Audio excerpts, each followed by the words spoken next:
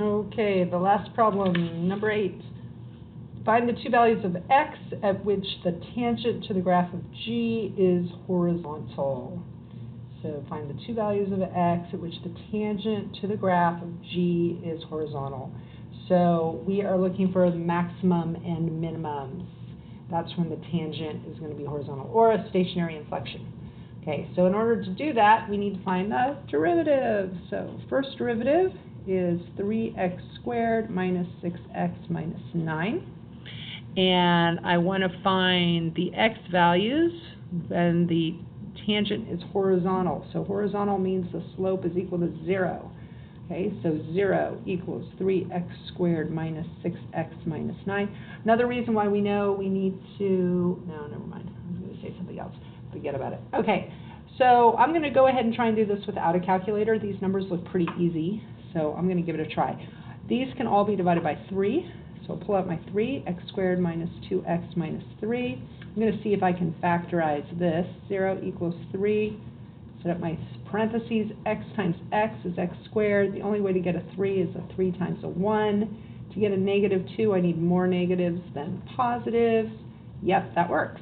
All right, so now to get my x-intercepts, I'm going to set each of my factors equal to 0. 3 equal to 0, well, that's meaningless. X minus 3 equals 0, and x plus 1 equals 0. That doesn't mean anything. X equals 3, and x equals negative 1. So find the two values of x. Aha, I found two values of x. There they are. So those are my x values where we're going to have maximum minimums.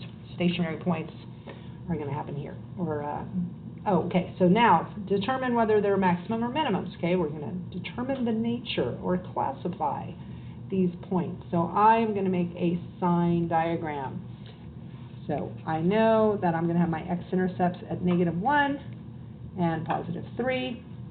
Looking at the first derivative, notice it's a parabola and it's happy. It's a positive concave up parabola. So now that means that here I have positive slopes. So I have positive slopes, I have negative slopes, and I have positive slopes. My y values are positive, which means that I have positive slopes on the original function. Here my y values are negative, which means I have negative slopes on the original function. Here my y values are positive. That means I have positive slopes on the original equation. So what's happening here, if I think about the original equation, it's a positive slope, and then it's going to a negative slope. So if this is my oops, not f, it's g of x. Okay, so this is g prime of x. I should be labeling stuff so we don't get too lost. That's my sign diagram for my first derivative. So my original function at x equals negative 1, it's going to have a positive slope. It's going to level out, and then it's going to have a negative slope. So that one at negative 1 is going to be a maximum. And then here I have a negative slope coming down to 3, and then going level, and then going back up. So that one's going to be a minimum. So we could actually sketch the graph, right? If I wanted to, I could sketch g of x.